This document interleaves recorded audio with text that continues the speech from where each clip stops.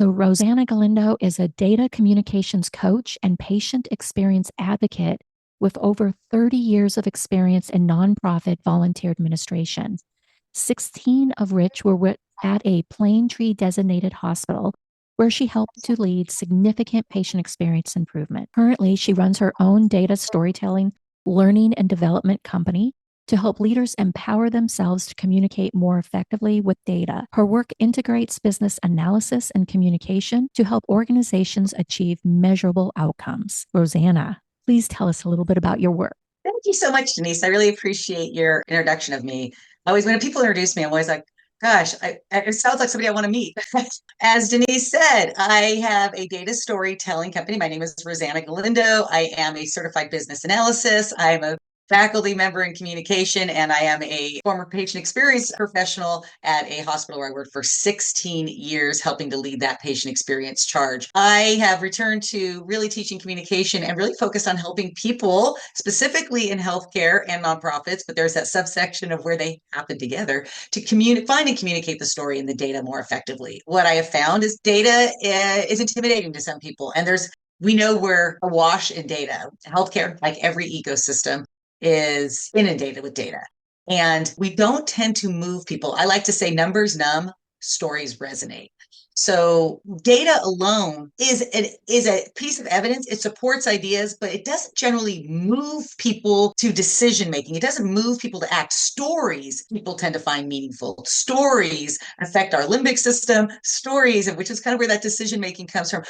So connecting data to story so that we can move the needle in healthcare. That's been my passion, is helping people become more confident with how they both analyze as well as share data, because ultimately data storytelling essentials has several parts. So I've created a training material that I call Data Storytelling Essentials. I'm a big fan of practical tools. It is not meant to be a comprehensive deep dive into all aspects of data storytelling, and there are some great resources out there, some excellent resources that really dive deep into the pre-attentive attributes of design and really how that is happening within data storytelling. I know I'm dealing with a lot of people, professionals out in the work world, who want the skill sets and want practical tools that they can begin using right away. So I kind of provide a broader brushstroke. People can always deep dive into any of these areas. So with Data Storytelling Essentials, my goal is to create practical, brief and breezy, but very dense and meaty training. So you can say a lot with a concision of words, right? You can say a lot with very little. So that's my goal, is to try to really give people tools. So right now I have data storytelling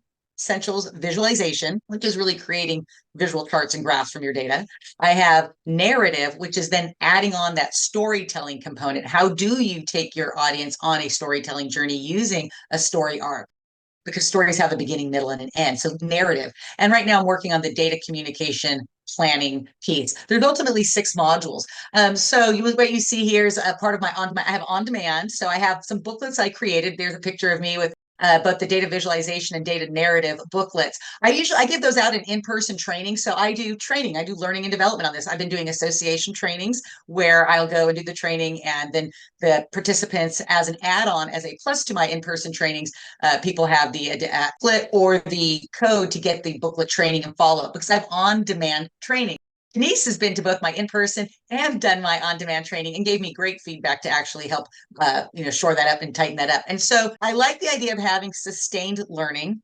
And so I know, as a conference attendee, I would go perhaps be exposed to great content and then go to use it several months later and kind of forget some of the component essentials. So that's why I actually created initially the on-demand training. They are completely on their own, dense trainings, about 90 minutes. You go through training on visualization, a training on narrative, but they also can complement in-person or virtual training. Ultimately, there are 6 modules that I teach from. Only 2 are currently on demand, but the third one's in process right now. So visualization and narrative, communication planning, which really takes in audience and purpose, because all effective communication is audience centric.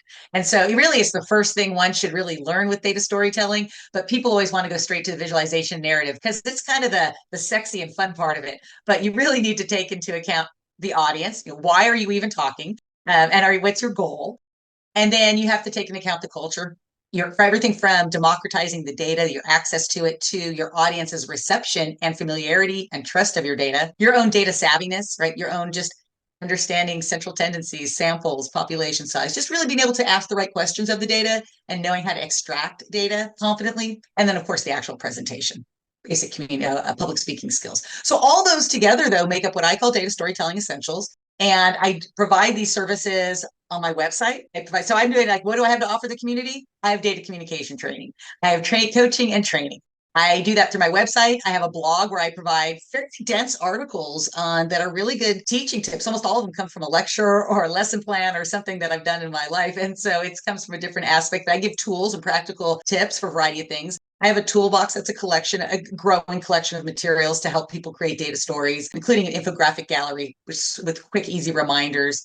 I have a data story lab I'm doing once a month. It's a drop-in so people can get help with their data story. It is right now. It's going to be open to my members of my website fairly soon because I do limit it. I can only limit it to 12 people because there's only so much you can do to talk about. I don't want the group to be too big. I have, for this Shine a Light, I created an HTC summer sale on the data visualization components, my on-demand program, which comes with a downloadable PDF of the booklet, and it has an interactive exercise in the training and so forth. It will take you through the principles of data visualization. So if you join the HTC, that's in the marketplace, and that's something I can offer you, is that communication training and a sample of my teaching style and experience. And I'm building my website. There's going to be more webinars, more resources. And that's really my goal, is to kind of have a series of data communication tools that are grab and go that people can use that immediately accessible. So what do I need from the community? Get the word out. If you build it, they will come, but they're coming slowly. So they were coming, but I'm a one person show, a one woman show. I'm a solopreneur, and I do have, I teach my classes at the college and do some work. So things move a little slower than I would like in terms of marketing. I'm more of a content creator than I am a marketer. And so I would love to get more people familiar with my services and my product. Words from Denise really encourage me because I know Denise is a fan of it, and Denise really has found value in it. And other people, I get good feedback when I'm at conferences. I get, people who really enjoy it, but I just need to get it out there to more people. So what I can need from the community is, follow me on LinkedIn, share my blog articles. If you find one interesting about data storytelling, that you would share it and that you found it valuable. I encourage you to, tag me in posts that have to do with data in healthcare. That's how I met Denise. Denise had mentioned something.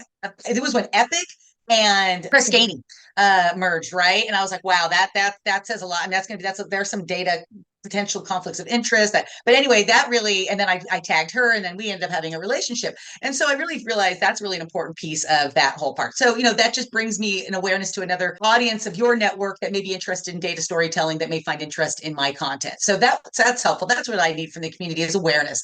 Backlinks. If you have a website, and I'm happy to be reciprocal, if you find value in my product, which is really why I want you to sample my services, to take the data visualization on demand class, to come to a drop-in data story lab, because then you can honestly and authentically say, hey, that was valuable. I found that really helpful. And then share those words with me, because I've been terrible at capturing testimony, and I need to do more of that. Like I said, I'm not great at the digital marketing piece. So I've built something, and I need them to come. And I'm just looking for guest bloggers. If you like to talk about data, I would love to expand the platform that I do have and bring in more people. I do have a growing audience within my website, but it could just move a little quicker. So that's what I have to offer. And I just want to get the word out to people who would like to have that service, because I'm really doing executive coaching with people one-to-one, training in context of organizational or associations and conferences. So that's really my goal. And then on demand.